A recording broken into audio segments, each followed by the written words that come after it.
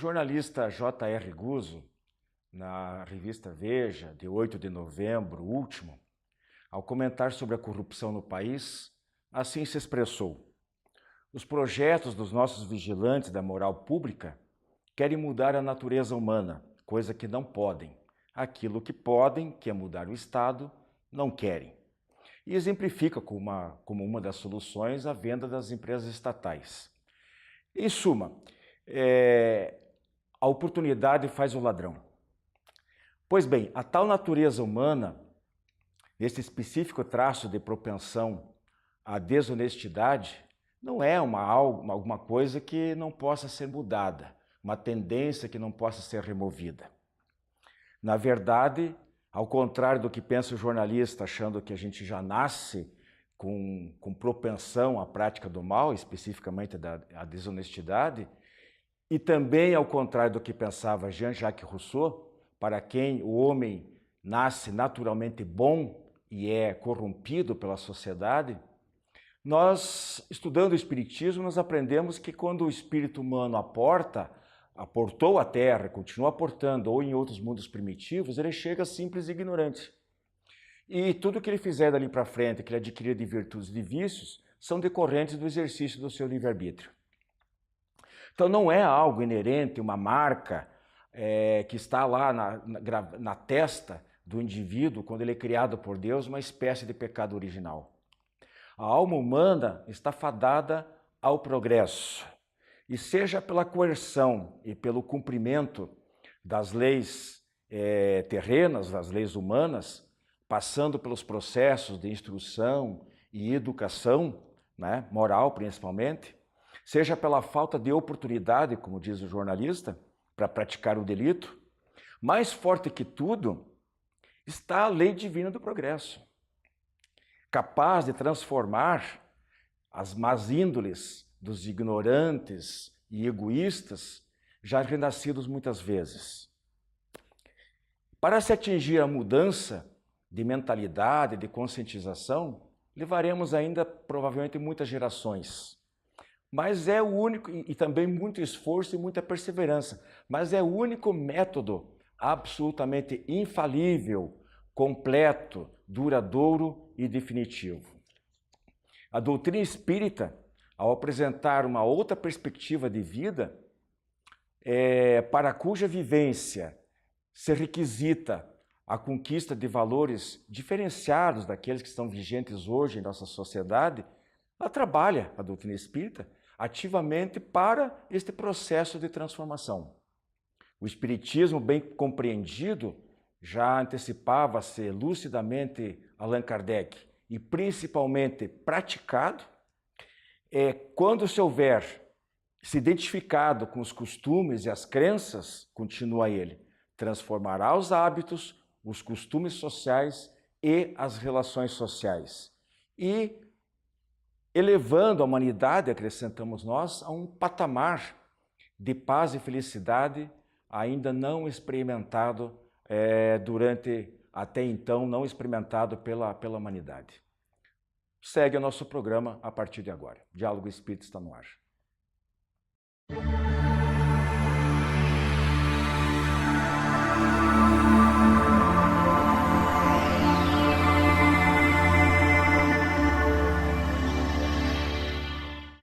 Prezados amigos do Diálogo Espírita, nosso tema livre de hoje, antevéspera de Natal, nós vamos falar sobre 2 supostos milagres de Jesus. Para entrarmos já no clima das festas natalinas, aí vamos relembrar alguma coisa que o Cristo fez.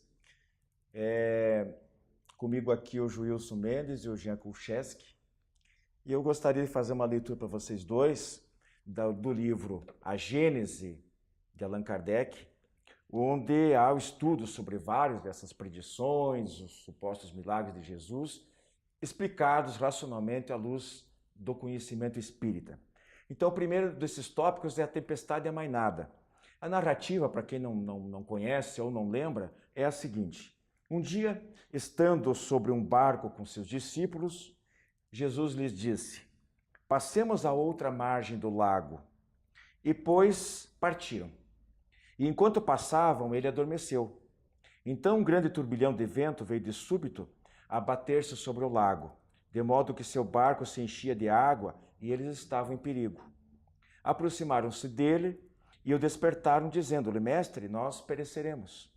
Jesus, levantando-se, falou com ameaça às ondas agitadas, e elas se amainaram. E fez-se uma grande calma. Então os discípulos disseram: Onde, pois, está a vossa Ele, né, Jesus disse aos discípulos: Onde está, afinal, a vossa fé? Porém eles, cheios de medo e de admiração, diziam uns aos outros: Quem é, pois, este que ordena desta maneira as ondas e aos ventos, e elas lhe obedecem? Isso de São Lucas, narrativa, etc. Agora, uma curta explicação dos espíritos a Kardec.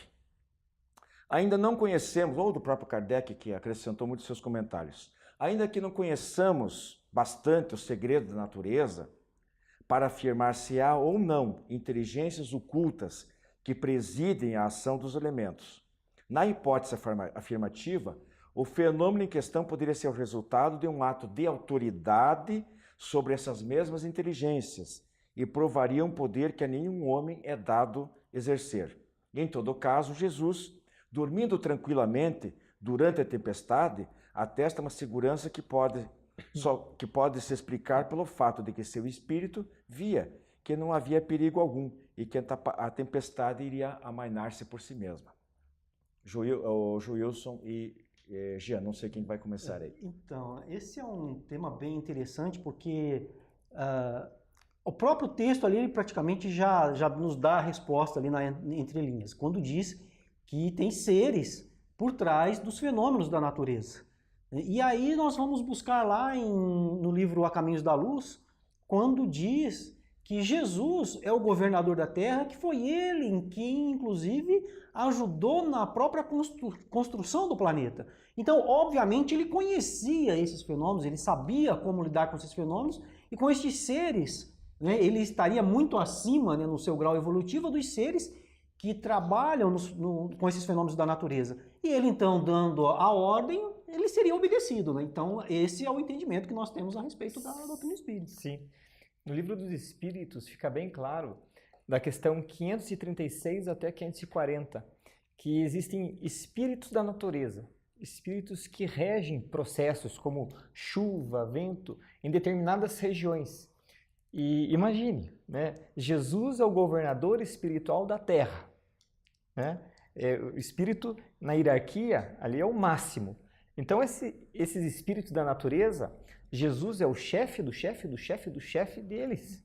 Se ele fala, segura um pouquinho essa tempestade, esse vento, é lógico que eles vão obedecer. Então é um caso que a própria leitura já explicou. E aí a gente vai lembrar também que na antiguidade, né, os espíritos, as pessoas tinham lá como os deuses, né, o deus do trovão, deus do vento, Deus da tempestade, tinha Deus para tudo. Pois é, vou te interromper para ler uma questão do Livro dos Espíritos que trata justamente desse assunto aí. Fica bem claro para nós aqui, ó. Aqui 537, que o Jean citou lá. Pergunta de Allan Kardec no Livro dos Espíritos, questão 537. A mitologia dos antigos se fundava inteiramente em ideias espíritas, como a única diferença de que consideravam os espíritos como divindades. Representavam esses deuses ou esses espíritos, ele vai perguntar agora, né? Representavam esses deuses ou esses espíritos com atribuições especiais. Assim, uns eram encarregados dos ventos, outros do raio, outros de presidir os fenômenos de vegetação, etc. Semelhante crença é totalmente destituída de fundamento, e aí os espíritos responderam para ele que tão pouco é destituída de fundamento que ainda está muito aquém da verdade. E aí, só para completar 538, Kardec pergunta se eles formam uma categoria especial de espíritos e se eles estariam encarnados, encarnariam como nós outros, né?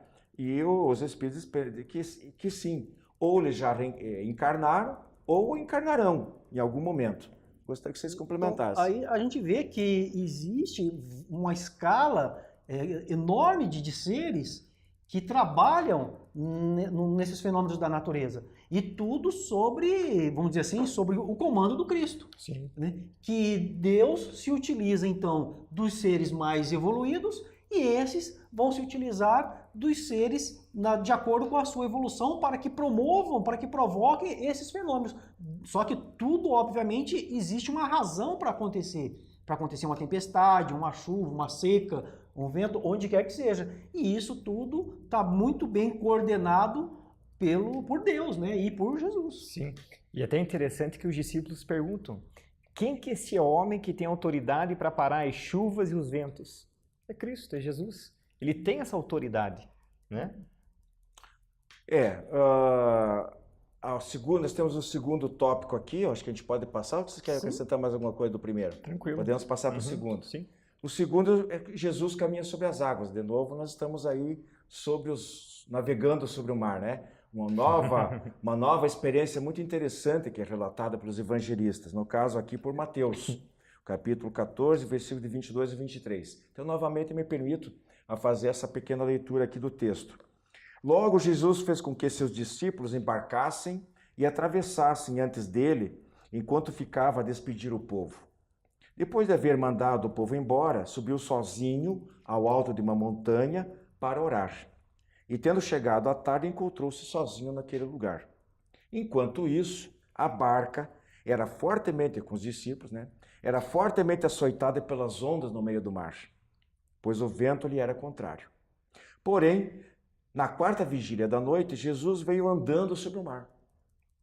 Quando os discípulos o viram andando sobre as águas, turbaram-se e diziam: é um fantasma, e gritavam atemorizados. Logo Jesus lhes falou: tranquilizai-vos, sou eu, não temais. Pedro lhe respondeu: Senhor, se és tu, ordena que eu vá contigo andando sobre as águas. Jesus lhe disse: vem. E Pedro, descendo da barca, andou sobre a água para ir a Jesus. Mas vendo soprar um grande vento mais forte, teve medo e começou a afundar. E gritou: Senhor, salva-me. Logo Jesus, dando-lhe a mão, o tomou e disse: homem de pouca fé, por que duvidaste? E subindo a barca, o vento cessou. Então aqueles que estavam nessa barca, aproximando-se dele, o adoraram, dizendo: sois verdadeiramente o Filho de Deus. Antes que o Ju e o Sr. Jean comentem, vamos ver o que consta aqui da Gênesis como uma explicação talvez a mais provável para essa situação. Este fenômeno encontra sua explicação natural nos princípios acima antes expostos, até o que eles já anteciparam um pouquinho. Exemplos análogos provam que isso nem é impossível nem milagroso. Esse é que é importante. Não se considera como milagre. À luz do conhecimento espírita, há uma explicação razoável pelas leis naturais. Pois que está nas leis da natureza. Pode ser produzido por duas maneiras. Primeira, Jesus mesmo vivo pôde aparecer sobre a água sob uma forma tangível, enquanto seu corpo carnal se encontrava a alhures, lá no alto da montanha. É a hipótese mais provável. Neste relato, pode-se mesmo reconhecer ter certos sinais característicos das aparições tangíveis. Por outro lado, é a segunda explicação. Se seu corpo poderia ser sustentado e a gravidade ser neutralizada pela mesma força fluídica que mantém uma mesa no espaço sem ponto de apoio, o mesmo efeito tem se produzido muitas vezes sobre corpos humanos. Com vocês. Bom, essa explicação aí, ela mostra pra gente que pode ser duas coisas: ou bicorporeidade ou levitação. Na bicorporeidade, Jesus ficou lá na montanha, né? O corpo dele é como se fosse adormeceu ou ficou em estado de letargia, e o perispírito dele é que foi até lá. Bom, só que aí a gente precisa analisar, porque ele estava flutuando na água e depois ainda, quando Pedro veio, ele conseguiu pegar Pedro. Então, teria que, além disso tudo, Jesus ter se materializado. Materializado. Sim. Chamada aparição tangível, que ele fala ali. Isso, aparição tangível, exatamente. Só que Pedro também andou um pouquinho nas águas. Um pouquinho ele andou. E Pedro não estava nesse estado de bicorporeidade. Não. Pedro era levitação. Levitação. E por isso que eu acredito que Jesus seja a levitação também. Eu também sou mais partidário dessa hipótese aí, que foi uma levitação. Né? O caso de bicorporeidade existe, e na literatura de espírito ela é rica em casos que fala sobre a bicorporeidade, que é a capacidade da pessoa estar em dois locais ao mesmo tempo. Isso. Né? Tem até o caso, acho que é de Santo Antônio de Pádua, né, lá no livro dos médiuns, em que ele está num local e de repente ele está num outro, ele está rezando uma missa, né, celebrando uma missa, e de repente ele está numa outra cidade. Lisboa, porque o pai dele está sendo julgado injustamente. Exatamente, ele vai lá para defender o pai. Então ele estava ao mesmo tempo celebrando a missa e defendendo o pai. Mas não estava celebrando a missa. Ele estava rezando lá. Entrou no estado de transe para poder fazer a incorporeidade. É possível para demonstrar que existe essa possibilidade. Estar em dois lugares ao mesmo tempo. Né? Não é um fenômeno que acontece com frequência, né? Mas no caso de Jesus eu também entendo que é levitação, porque ele não precisava. Mas agora vocês suscitaram um ponto bem interessante aqui, mas só que não podia ser só levitação, né? Porque ele não tinha embarcado, eles tinham ido sozinhos, e ele ficou lá. Como é que ele chegou lá? Foi levitando a montanha, é isso que você quer dizer? Levitou tudo. Levitou todo foi de lá já levitando. Sim. Se desdobrou. Não. Desdobrar seria no caso de bicorporeidade. Levitação, o que acontece... É preciso também ectoplasma. Ectoplasma é um fluido, uma substância que todo encarnado produz, tá? E, bom, um espírito operante fez o quê? Envolveu Jesus nesse fluido, nesse ectoplasma.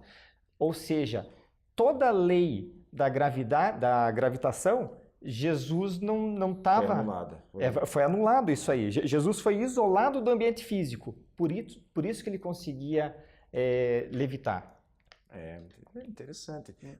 Bem colocado ali na Gênesis, as duas possibilidades, porque, afinal de contas, não há testemunhas oculares. As descrições dos evangelistas ali deixam em aberto. Até muita gente pensa que realmente foi um milagre, que Jesus surgiu do nada, ou sei lá. Mas o importante é que a gente coloque aqui, né, Jean e Joilson, que há, principalmente no livro dos médiuns, mas também, aí, como a gente acabou de ver na Gênese, explicações complexas, muito mais amplas do que a gente está podendo discutir agora aqui, sobre esse tipo de fenômeno que acontece. Jesus não foi o único, né? Não. Tanto que tem um caso também lá do Daniel Douglas Home, que foi um médium assim também que levitava com muita facilidade. E, inclusive, viam ele nos salões, nas festas, ele levitava, saía por uma janela e voltava pela outra. Né? Então tem vários casos a respeito de levitação. Na história do cristianismo, são mais de 200 santos ao longo da história. E um deles, São José de Cupertino, é conhecido até hoje como o santo padroeiro das pessoas que viajam no ar. Sejam os aviadores, sejam os astronautas. São José de Cupertino, ele viveu no século XVII na Itália, bem interessante. Teresa d'Ávila também diz que todas as freiras ficavam olhando, elas subiam nas árvores, né? Ficavam flutuando lá em cima. Obviamente sem escada, sem subir na árvore em si, mas próxima, no topo das árvores, né? Sim. Isso é rica a literatura, principalmente religiosa, de fenômenos que se dizia que era daí vira santo, né? Na Igreja Católica vira santo porque se diz que é milagre. Nós espíritas temos explicações científicas, com hipóteses bem estudadas sobre esse tipo de fenômeno. Na Gênese, capítulo 13, até Kardec dá um exemplo. Quando ele fala de milagres. Entretanto, bem rapidinho que a gente tá. Então vamos encerrar com essa.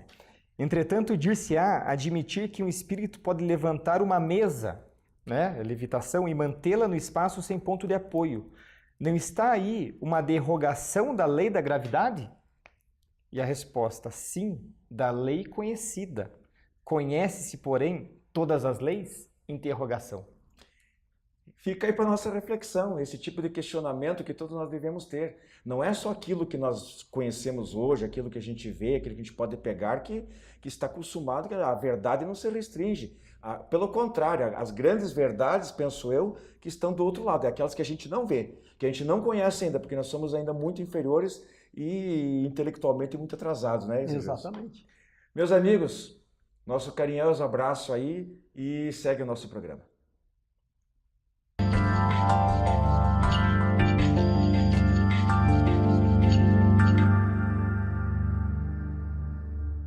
Quando falamos de Natal, em que as crianças ficam nos seus sonhos dos presentes do Papai Noel, os cristãos rememoram a mensagem de Jesus.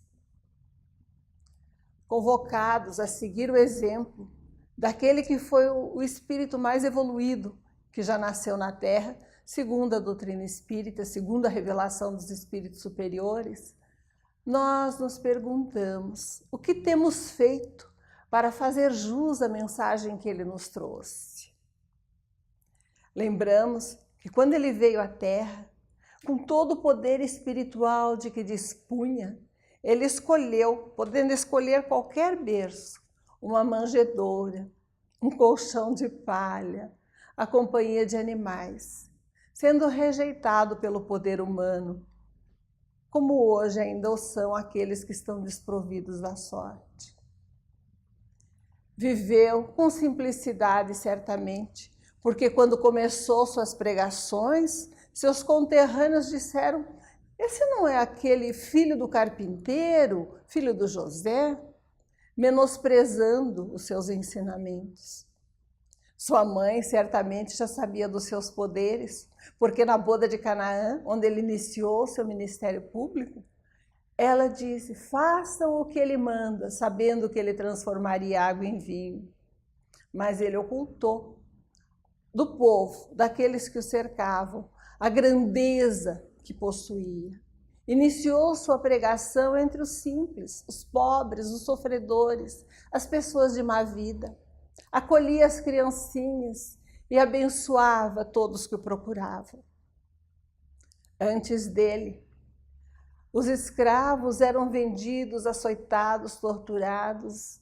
Os pais podiam vender os filhos. A mulher era um animal de troca, de compra e venda, sem nenhum valor, mesmo nas famílias mais abastadas. Depois dele, iniciaram-se as casas de socorro, de assistência aos desvalidos. Contagiados pelo seu exemplo e pelo seu amor, os primeiros cristãos dedicaram-se ao acolhimento, à ternura, à compreensão, ao não julgamento, à amorosidade. Tantos séculos passados, a mensagem de Jesus continua vibrando no ar, mas na data simbólica, em que comemoramos o seu aniversário, o seu nascimento, o que estamos construindo da mensagem que ele nos deixou? Estamos alimentando os famintos, dando água aos sedentos, visitando os doentes e os presos, perdoando 70 vezes, 7 vezes, oferecendo a outra face, dando a capa a quem nos pedir a túnica ou o contrário, amando sem restrições, buscando a construção do reino dos céus dentro de nós mesmos. O Natal, a data em que nós nos sentimos mais ligados às esferas espirituais, em que rememoramos as mensagens de Jesus, é ocasião de reflexão, não apenas das lindas e tradicionais festas familiares. É ocasião de levarmos a nossa família a dedicar alguns momentos à oração em conjunto, à música superior, à fraternidade pura, repartindo o pouco ou muito que temos com aqueles que têm menos ainda. E não se trata apenas de reunir cestas de doação ou de irmos aos hospitais, embora esses atos sejam importantes. Mais importante é estendermos o abrigo espiritual da segurança que porventura tenhamos àqueles que têm menos. Lembrarmos do parente que não pode retribuir a ceia farta, do amigo que não pode nos doar um presente de igual valor, daquele servidor apagado que limpou a nossa casa ou a entrada do nosso prédio e que vai comemorar, se for, com dificuldade. Repartirmos os dons do amor, da fraternidade, da tolerância e da misericórdia é o convite de sempre que o Cristo nos deixou. Fazer jus ao seu ministério, ao seu exemplo, a renúncia da vida que ele teve reencarnando entre nós. É o mínimo que nós podemos fazer na data sublime do Natal, abrindo os nossos corações, as nossas almas, em fraternidade pura, a todos aqueles que nos rodeiam. Muita alegria, muita paz, mas muita fraternidade e solidariedade a todos nós. Fiquem conosco.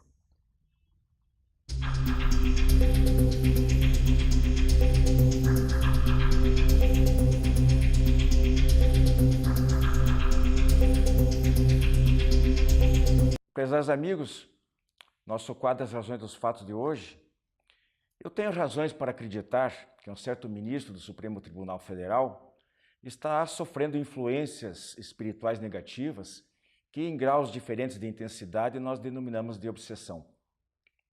Lamentável, dada a sua influência na vida do país.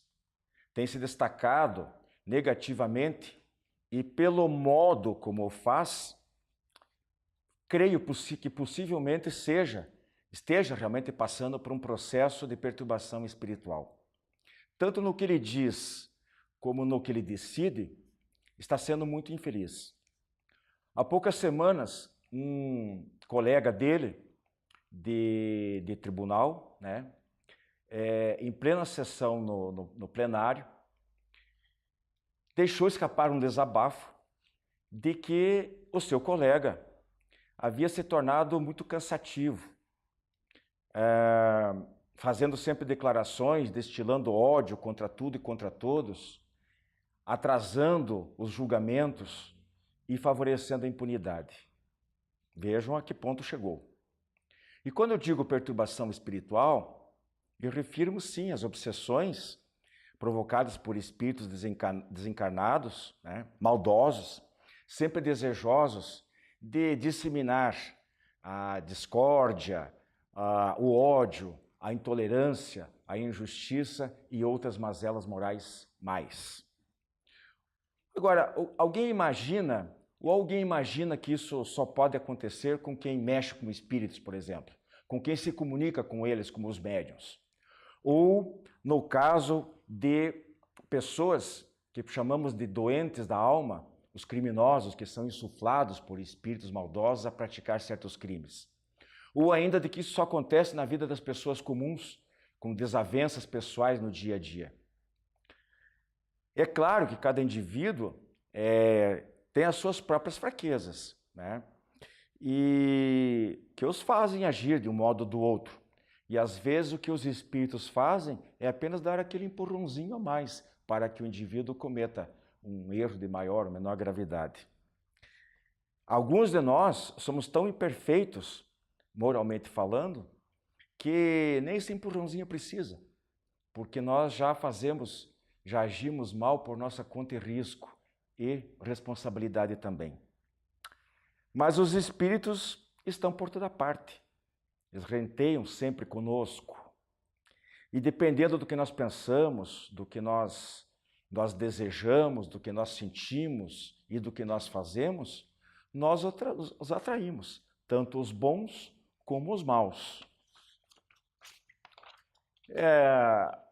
Alguém já parou para pensar, por exemplo, sobre a influência que podem sofrer certos mandatários mundiais?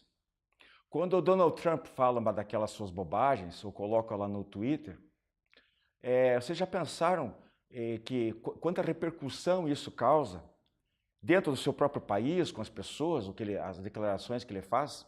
Ou o tipo de repercussão que ocorre do ponto de vista político, econômico e social no mundo todo?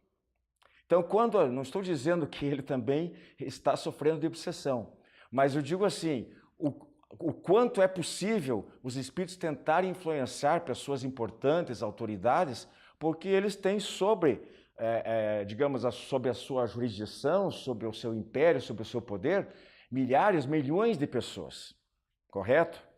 Então, se as vítimas de obsessão são doentes da alma, o que nós devemos fazer por elas?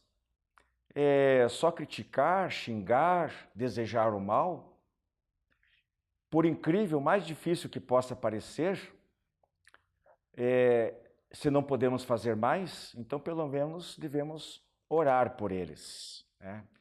Como no caso do ministro Gilmar Mendes.